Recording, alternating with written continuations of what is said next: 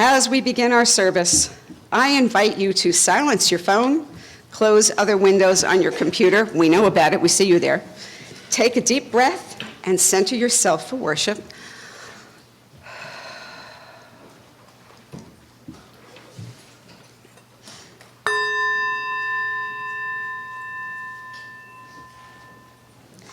We open in welcome to the ancestral people of this land, acknowledging that our church, like all of Burke, rests on the unceded territory of the Manahoac tribe of the Great Sioux Nation. We seek healing and the realization of justice with the people of this land who live on in their descendants, the present-day members of the Monacan Indian Nation, the Patawomac Indian Tribe of Virginia, and the Piscataway Indian Nation. We honor the ancestors as we move toward healing so that all together shall one day know full justice.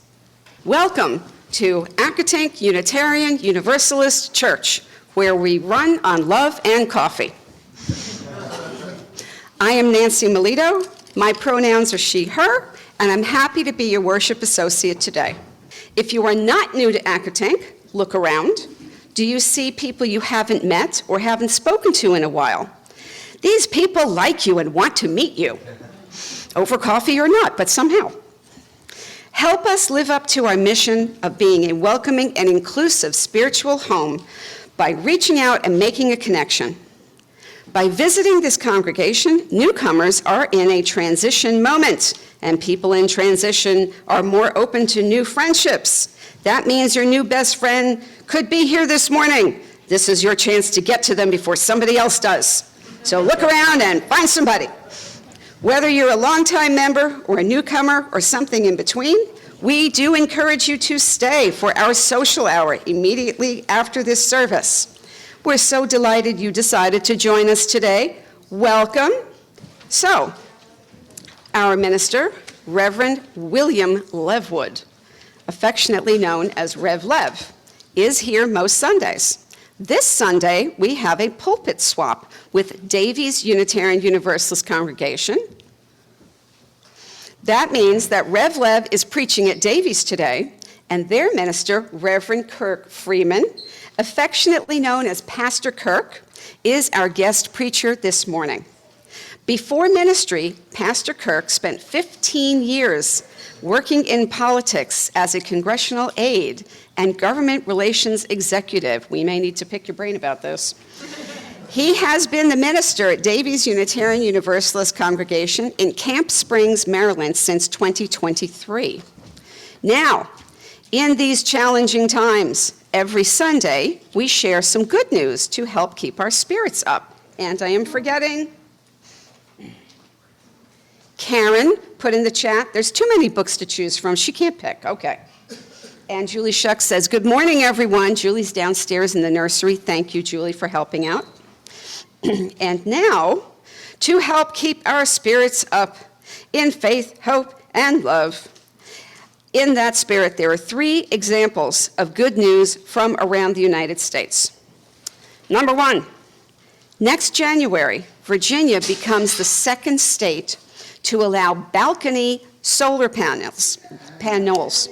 People will be able to buy solar panels and then plug them in to reduce their electricity needs, so yay. Another piece of good news, all 5 offshore wind farms under construction in the U.S. are on track to hit major milestones this month, despite the current administration's attacks and their silliness about something to do with whales. In a bipartisan vote, the Idaho legislature defeated a proposal to overturn same-sex marriage. So yay.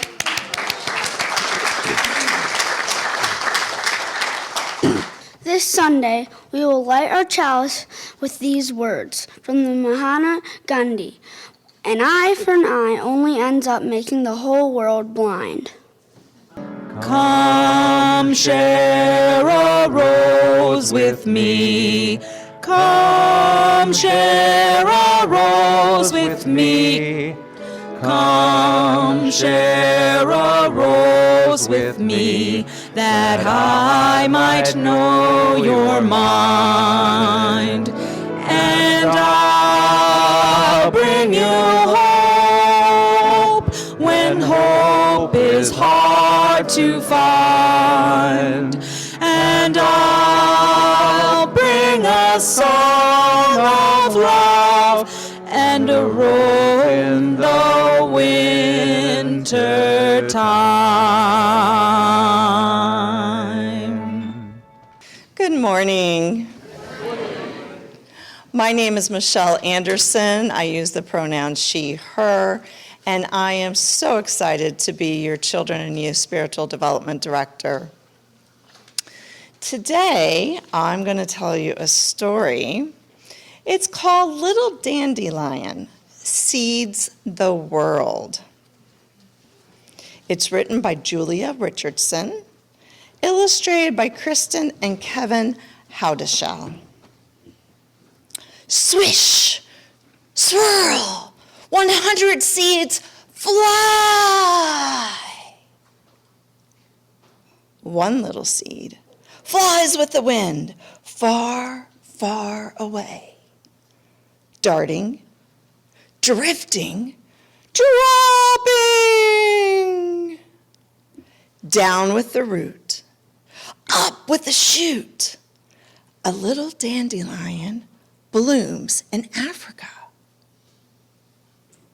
The flower fades, fluff, puffs, poof.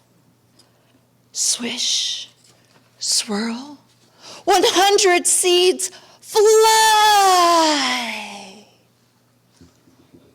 One little seed zooms on an ear till it's snatched by a breeze and blows far, far away.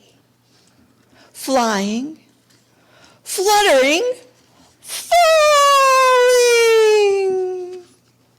Down with the root, up with the shoot. A little dandelion blooms in Asia.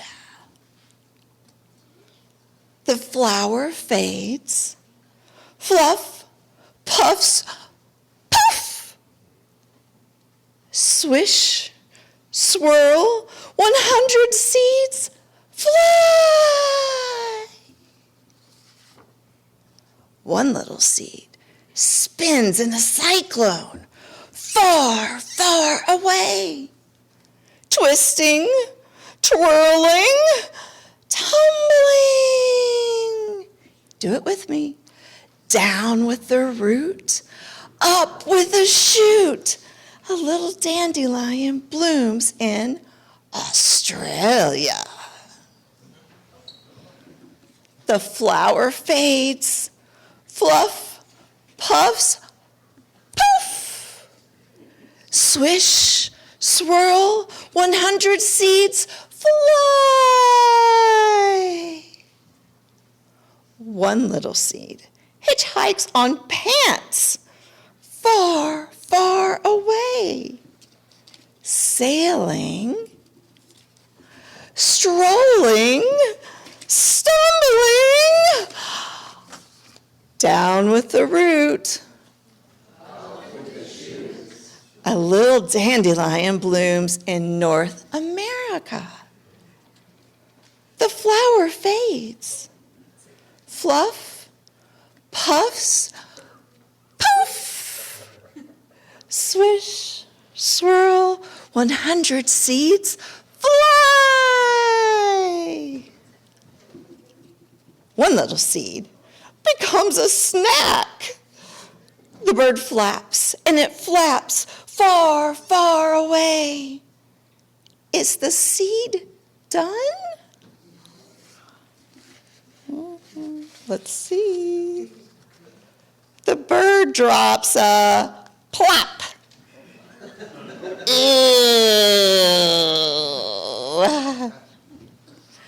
Down at the root. A little dandelion blooms in South America. The flower fades. Fluff, puffs, Swish, swirl, 100 seeds fly. One little seed slips into the sea, far, far away. Skimming, surfing, splashing. Down with the root. Up with the shoot. A little dandelion blooms in Antarctica. The flower fades. Fluff puffs. Poof. Swish. Swirl. 100 seeds fly. One little seed floats to the sky, far, far away. Parachuting, pirouetting, plunging. Down with the root. Up with the shoot. A little dandelion blooms in Europe. Swish, swirl, all over the world. The end. And the dreams that you dare to, oh why can't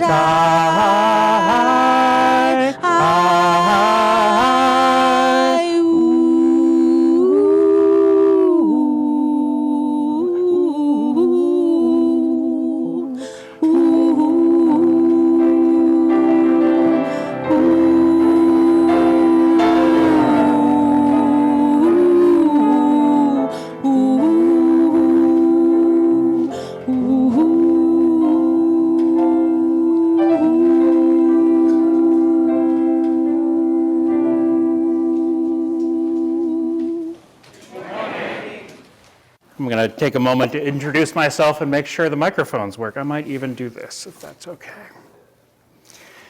My name is Reverend Kirk Freeman, and my pronouns are he and him, and it's so good to be here visiting from the Davies congregation across the Potomac. I love coming here to Accotink and having this relationship that we have between our congregations, and it's just great to be back. And this has already been such a full service.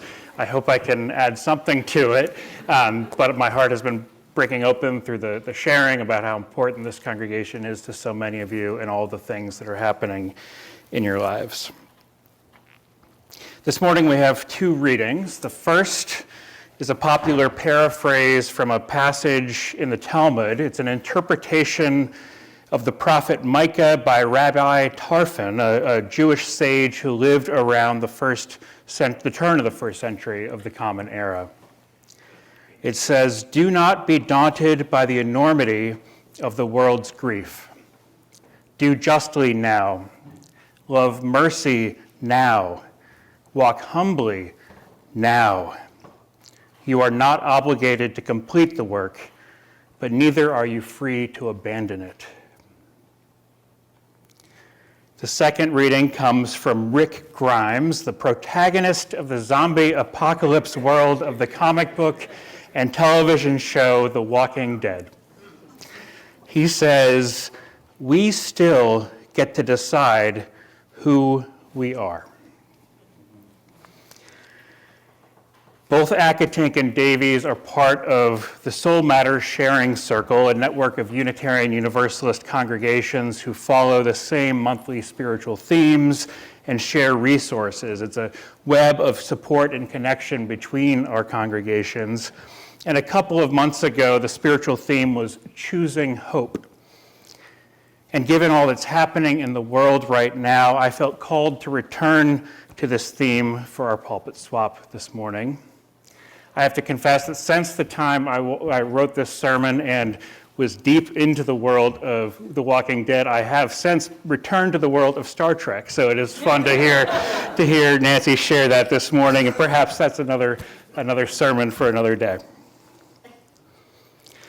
When we began the theme of choosing hope at Davies, we started to explore the theme during a community pulpit service, which is a service in which we gather in small groups and reflect on some of the questions that are shared through Soul Matters, and then have a chance for folks to come forward and share what they reflected on. And what I learned was that the folks at Davies, for them, hope is about how we return to it after despair. We heard ways about that hope connects with faith, with action, with truth-telling, and with love. And in those conversations and in my own reflections, I came to realize that while I have a clear sense of what faith and love may mean, my understanding of hope has been more complicated and elusive. And strangely enough, our shared reflections during that service pointed me to this unexpected place. My then deep dive into the zombie apocalypse world of the comic book and television show The Walking Dead. I don't know, has anybody here watched The Walking Dead, seen any part of it? Okay, there's a few folks of us. It's pretty gory, pretty gross, and I was deep into it at this one point, and I was wondering why was I watching that show? That in a world that already feels so chaotic, why was I drawn to dystopian fiction? Why was I finding comfort and distraction in a story about the collapse of civilization and the constant threat of zombie attacks, or the worst threat, it turns out, human greed and aggression, other people? In part, I think that my reasoning for doing this was because beneath the zombies and jump scares, the show is a surprisingly rich text about humanity, about human beings, how they form community, how they fail each other, and how they begin again. It asks the questions about morality and ethics and the human capacity for good and evil, and whether it's more dangerous to be around flesh-eating zombies or other people who are backed into a corner and in full-on survival mode.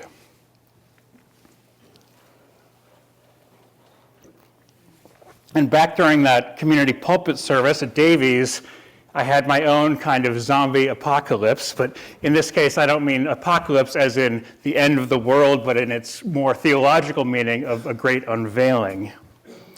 In that conversation, I realized that what drew me back to The Walking Dead and other dystopian fiction isn't the predictable cycle of danger and salvation, but the way the main characters kept choosing to believe that things can be different. That even in a world of unimaginable threats, they believe they can build safer communities, live meaningful lives, and establish deeper connections. Even in the face of the improbability, they keep imagining better possibilities and working for them. They keep imagining better possibilities and doing the work to try to achieve them. And like our readings remind us, we get to keep insisting that we still get to choose who we are. That when we refuse despair or complacency, when we do justly, when we love mercy, and when we live lives of service, when we plant seeds ahead of a long winter, even though the odds feel long, when we do these things, we are choosing hope.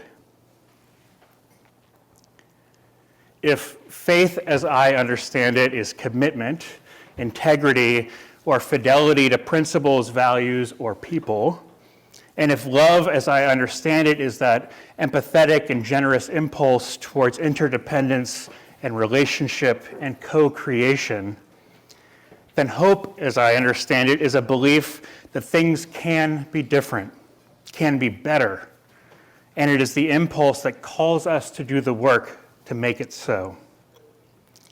Hope is the stubborn belief that something else is possible and acting in ways that make room for that possibility, even if it is improbable. One thing that I've struggled with over the years is thinking that hope is somehow optimistic or a form of denial. I don't know if anybody here has maybe felt that feeling of cheap hope. You know, everything's going to be fine, it's going to be okay. And I know many of us have been led to think that, to write off hope as wishful thinking or self-soothing or just a diversion from reality. Miguel de la Torre, a Cuban immigrant and professor of social ethics and Latinx studies at Iliff School of Theology in Denver, offers an interesting critique of hope that rang true to me.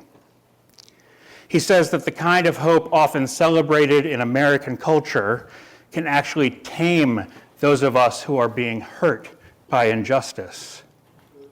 When hope is framed as just wait a little bit longer, or it will all work out somehow, or your suffering is part of a larger divine plan, or someone is coming to save us, when it is framed in those ways, hope is invoked to keep oppressed people quiet and patient instead of pushing for change. This makes me think of another kind of walking dead in the TV show. And it isn't the undead lurching through the streets, it's the living people who have given up. The ones who keep moving, keep consuming, keep going through the motions of survival, but have stopped asking whether things could be otherwise. They are technically alive, but something essential in them has gone quiet. They've accepted the world as it is, brutal, fixed, unyielding, and they've reorganized their lives around managing this rather than changing it. De La Torre's domesticated hope produces something similar in us when we're told to wait, to trust the process, to believe that someone or something will eventually set things right. We are being invited into a kind of spiritual zombie shuffle. We keep moving forward, we stay calm, we stay polite, we stay grateful for crumbs, but we stop imagining that the world could be genuinely different. We stop asking hard questions. We stop taking risks. In this way, hope can become a soft tool of control, asking us to consume the comfort it offers without really waking up to what is being asked of us. And for those of us whose identities are more like mine, those with power or who feel comfortably close to power, this domesticated hope can become a particularly seductive story. When a person with privilege looks at suffering and says, "But I see hope," De La Torre hears a way of avoiding responsibility. That kind of hope smooths over real pain and keeps things just as they are, as a way of coping with an unjust status quo without ever truly confronting it. So instead, De La Torre invites us to recognize that sometimes the most honest place to be is not in easy hope, but in the urgency of knowing that things must change now, not someday in the future. From that place, people become harder to manage, harder to silence, and more willing to take risks for justice. For De La Torre, letting go of the kind of hope that domesticates us is the first step toward a more honest, liberating, and powerful way of living. And this is where Roshi Joan Halifax offers us something that we can reimagine hope with. Roshi Joan Halifax is a Zen teacher and social activist, an American, and she distinguishes what she calls wise hope from both pessimism and naive optimism. She observes that where pessimism shuts us down and optimism can excuse us from acting, wise hope lives in the open, uncertain space between what seems improbable and what remains possible. It doesn't depend on knowing how things will turn out.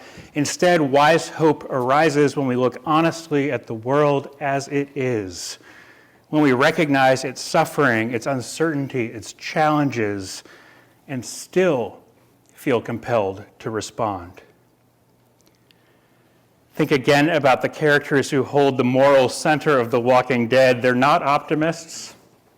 They have no illusions about the brutality surrounding them. They've lost people they've loved. They've done things they are not proud of. And they know in their bones that the world is not safe and that guarantees do not exist. But they've not gone quiet inside. They keep asking, what kind of people do we want to be? What are we building now? Who are we protecting and why? If not precisely wise hope, this is certainly wiser hope. Not the belief that everything will work out, but the conviction that our actions matter regardless of the outcome. It is the refusal to shuffle forward like a zombie on autopilot. It is the decision made again and again, often in the dark, to remain awake to possibility even when possibility feels distant. Where De La Torre names the danger of hope that keeps us moving without waking us up, Halifax points toward the hope that does wake us, that keeps us oriented toward what is possible rather than resigned to what is. Wise hope is connected to faith because it asks us to be true to our values and our impulses toward empathy and connection. Wise hope is connected to possibility because it refuses to collapse into certainty. Wise hope is connected to action because it understands that the future is shaped by what we do now. And wise hope is connected to the belief that things can be different because it arises from the understanding that change is inevitable and that new realities can still emerge.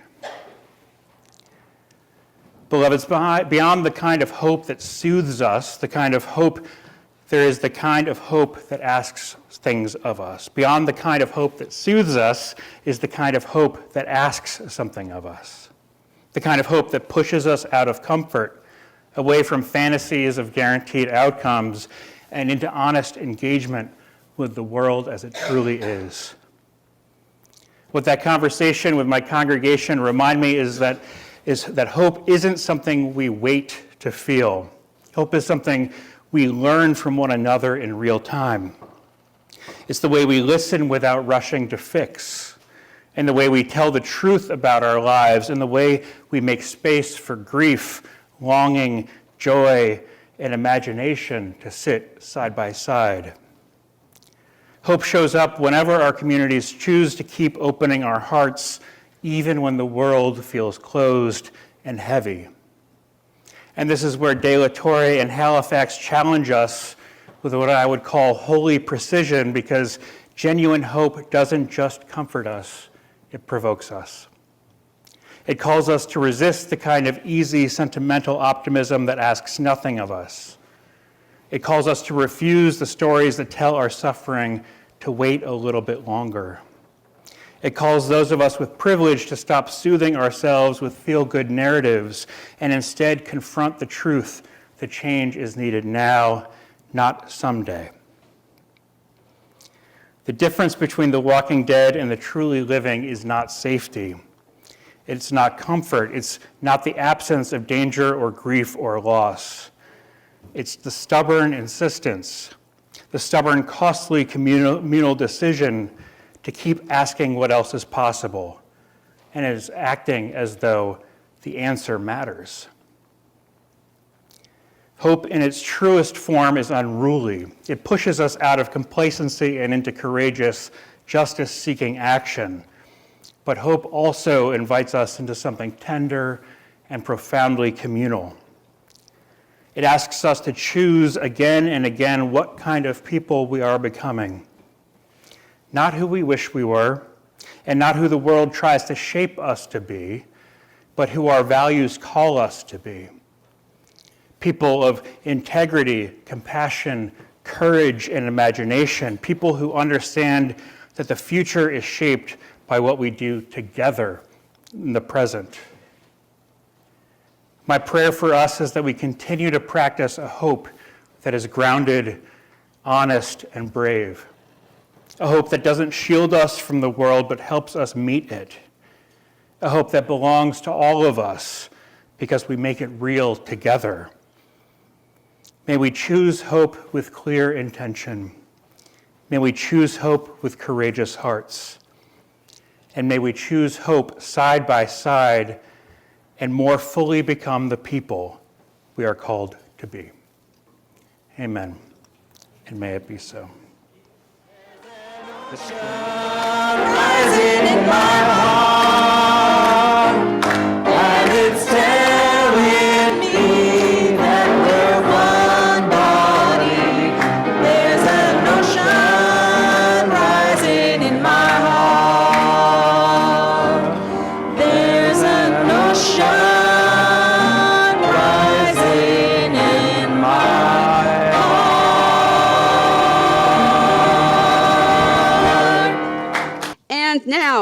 Please rise in body or in spirit and join in our closing words. If you would be so kind as to extinguish our chalice, and if you would be so kind as to put your hands out either toward our congregation or holding with each other as you're comfortable. People at home, I know it sounds silly, do it anyway. Put your hands out toward the screen. It helps, believe me. Okay, now, as we say our community blessing with the words of adapted David Bumbaugh, this church is dedicated to the proposition that by celebrating our differences and embracing our diversity, we honor the unity that makes us one and binds us forever together, in spite of time, death, and the space between the stars. We pause now in silent witness to that unity. And now that we have gathered together in this welcoming and inclusive spiritual home, let us go out into the world inspired to share our values. A happy spring and a blessed star to everyone. Blessed be.